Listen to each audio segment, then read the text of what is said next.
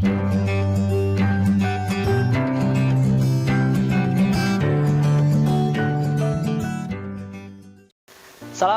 warahmatullahi wabarakatuh. Halo semuanya, bagaimana nih kabarnya hari ini? Semoga tetap dalam keadaan sehat walafiat dan tetap bugar, dan yang pastinya semoga kita semua dalam lindungan yang maha kuasa. Amin, amin ya rabbal alamin. Pembelajaran kita kali ini tentang narkoba. Masa depan cerah tanpa narkoba, itu tagline kita, oke? Masa depan cerah tanpa narkoba. Apa sih, Pak? Kak, narkoba itu apa sih? Yuk kita simak bareng-bareng. Saya akan menjelaskan perihal apa itu narkoba.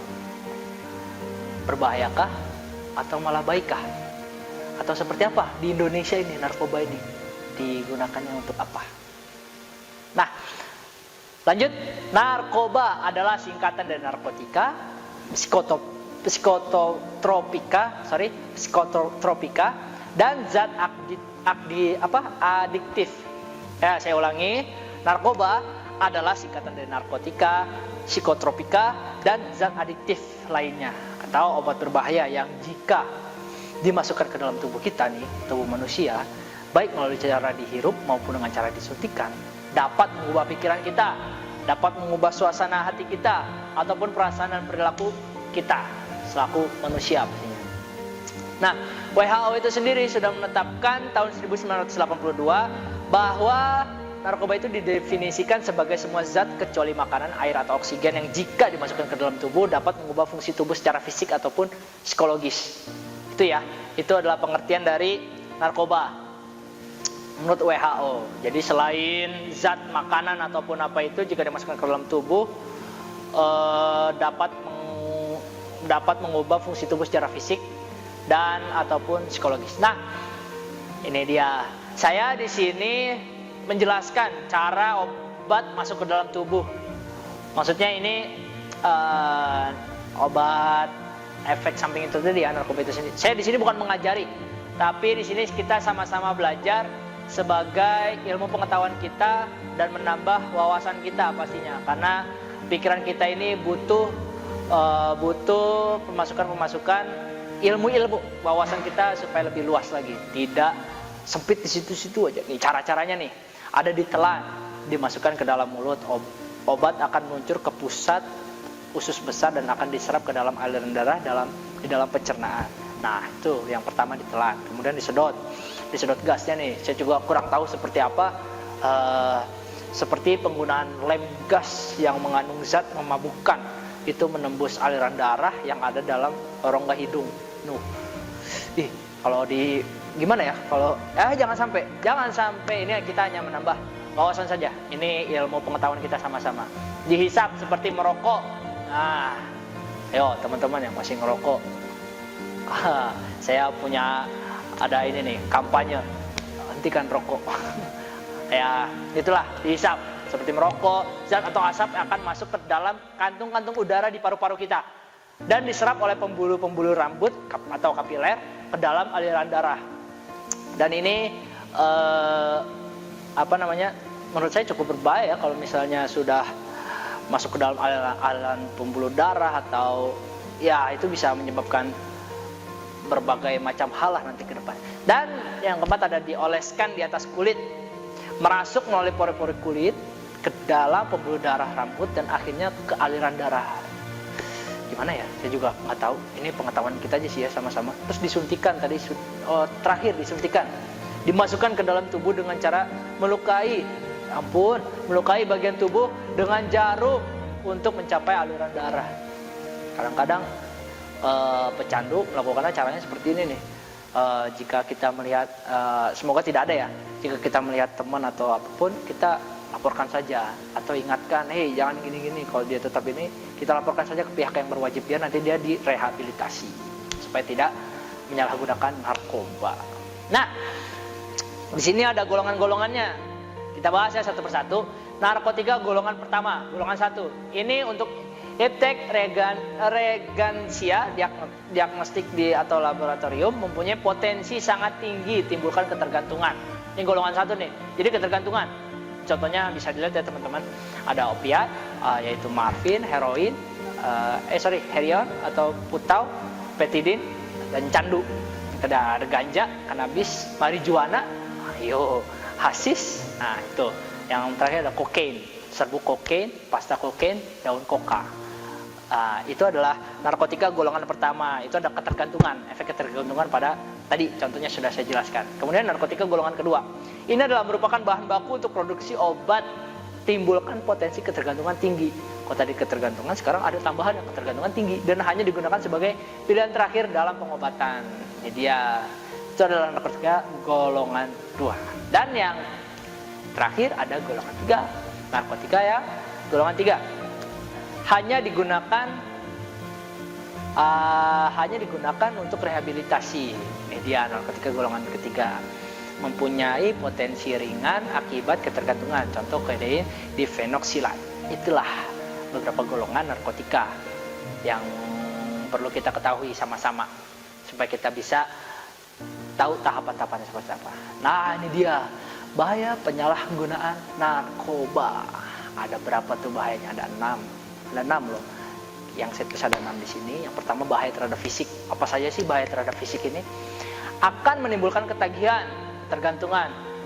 Jadi bahasanya itu kalau tidak ada itu yang sering kita dengar, wah sakau nih. Nah itu nggak ada obat atau wah, jadi tidak ada itu kita merasa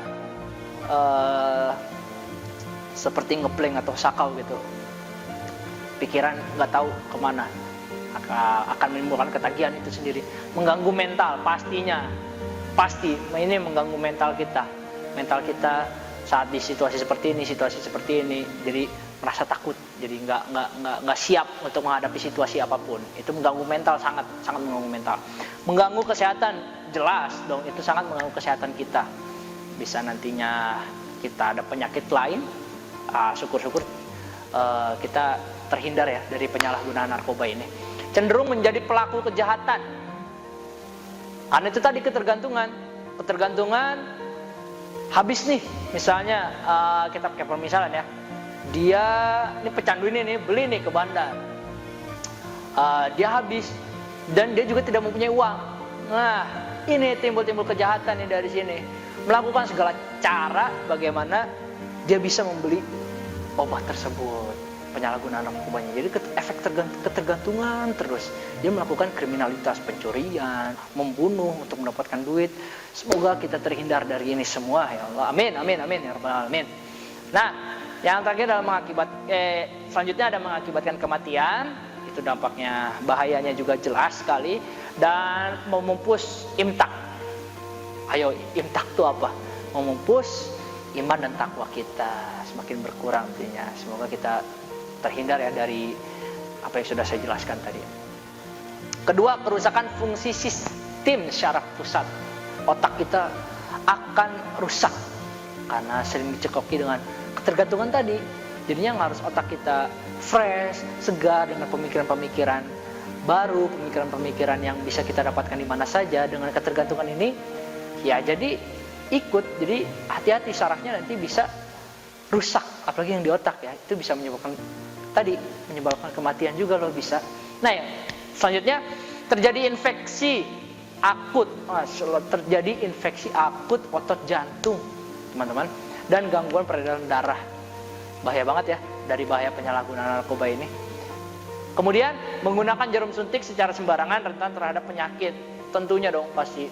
Jarum suntik yang tidak steril misalnya, atau jarum suntik yang diisi dengan apapun itu yang disalahgunakan sembarangan, pasti penyakitnya akan ya melebar kemana-mana. Ada penyakit lah, pasti rentan terhadap penyakit, bisa membawa penyakit apapun. Yang tadinya kita sehat-sehat saja, dengan sembarangan menggunakan jarum suntik, penyakit-penyakit yang lain pun datang ya. Kita tidak ada yang tahu, semoga saja kita terhindar dari itu semua. Selanjutnya ada gangguan yang kelima, ada gangguan pada paru-paru, sukar bernafas, sesak napas. Contoh ya, ini bukan saya, maksudnya ini contoh saya, penyakit paru-paru lainnya. Tadi makanya awalnya itu disebabkan, bisa jadi karena rokok juga, keseringan rokok. Kita tidak tahu dampak jangka panjangnya seperti apa. Mungkin saya membahas sedikit rokok ini mungkin dampak pendeknya, jangka pendeknya tidak terasa oleh kita. Tapi sepengalaman saya melihat penyakit-penyakit kebanyakan saat tua nanti penyakit itu rentan terhadap paru-paru. Karena saat saya tanya, kenapa? Karena dulunya, wah penggiat rokok, dia sampai sehari itu berapa bungkus ya, berbungkus-bungkus malah. Itulah bahayanya. Makanya teman-teman coba untuk perlahan-lahan berhentilah, untuk demi kesehatan kita juga. Kita dikasih sempurna loh, kita dikasih baik-baik oleh Tuhan. Ini ya, paru-paru dijaga, jantungnya dijaga, saya sudah dikasih matanya gunakan dengan baik, telinga kita, tangan, kaki sudah dikasih dengan sempurna lah dibanding makhluk hidup yang lainnya. Masa kita sudah dikasih seperti itu, balasannya malah kita malah merusak. Nah, kita harus menjaganya ya sampai akhir nanti. Semoga kita bisa dapat menjaganya terus sampai akhir hayat kita. Amin. Yang terakhir, susah buang air besar karena kinerja saluran cerna pada lambung usus besar terganggu. Itu dia bahaya penyalahgunaan narkoba tuh.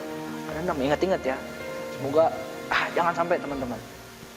Kemudian kita akan bahas ada sanksi-sanksi penyalahgunaan narkoba nih. Perlu teman-teman ketahui, ini ada sanksi-sanksinya juga loh, nggak seenaknya dibiarkan bebas aja orang yang makin narkoba ini, ada sanksi-sanksinya. Yang pertama ada sanksi hukum, jelas karena negara kita negara hukum juga.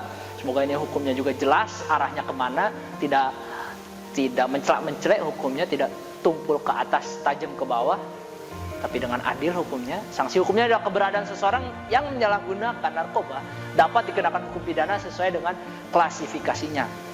Yang pertama bagi pengguna, jelas dong, itu klasifikasinya bagi yang pengguna. Kedua bagi pengedar, nah bandar nih, produsen, pidana sampai seumur hidup dan ditambah denda. Inilah sanksi-sanksi penyalahgunaannya.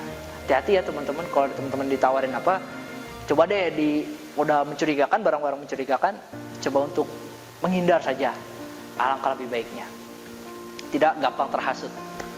Nah, yang kemudian ada undang-undang narkotika nih, narkoba nomor 35 tahun 2009 tentang narkotika pasal 116. Yang pertama, setiap orang yang tanpa hak atau melawan hukum menggunakan narkotika golongan 1 terhadap orang lain atau memberikan narkotika golongan 1 untuk digunakan orang lain dipidana dengan dipidana penjara paling singkat 5 tahun.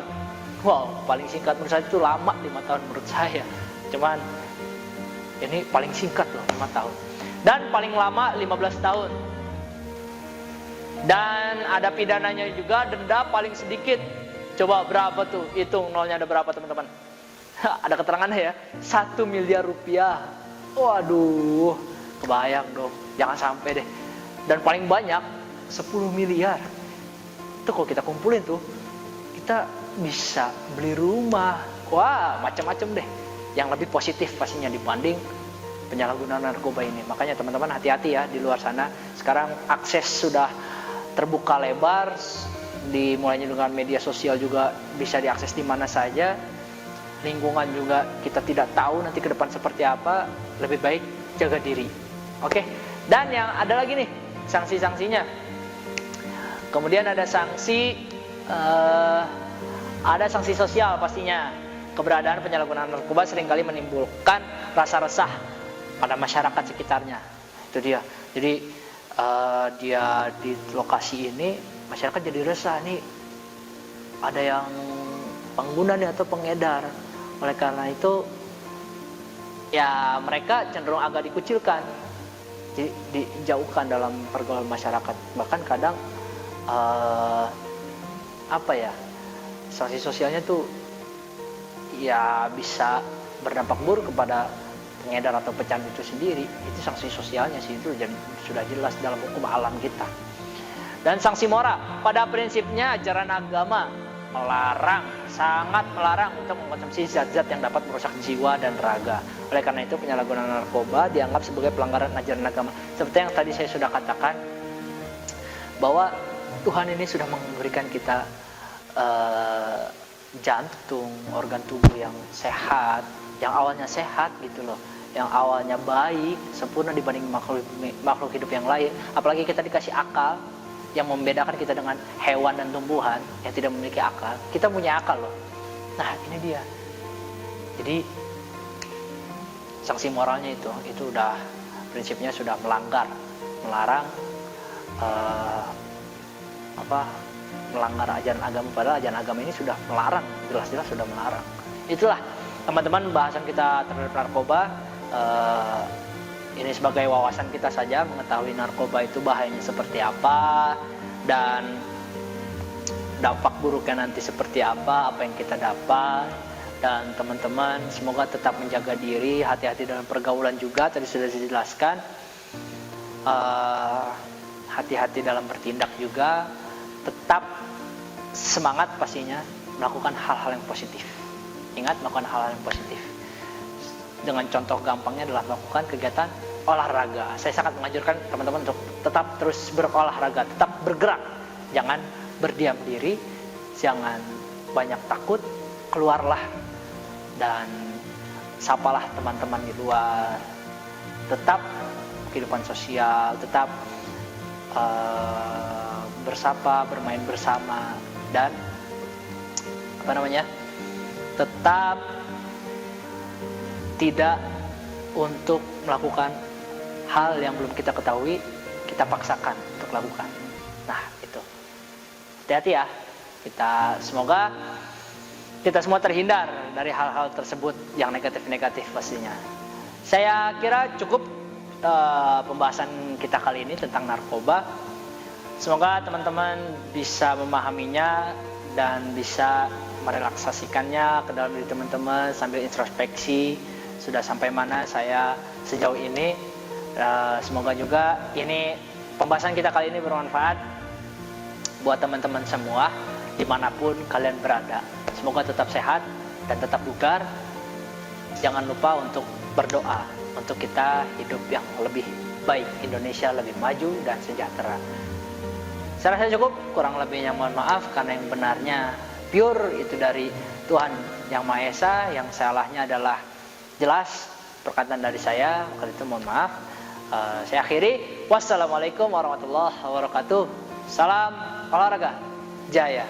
Kunjungi sosial media lainnya seperti website kami di pkbmalfata.com, Facebook PKB Malfata Mananjaya, Instagram PKB Malfata _official. Dan terima kasih telah klik video ini. Jangan lupa like, comment, share, and subscribe untuk menunjukkan dukungan kamu terhadap channel ini. Enjoy the video PKB Malfata.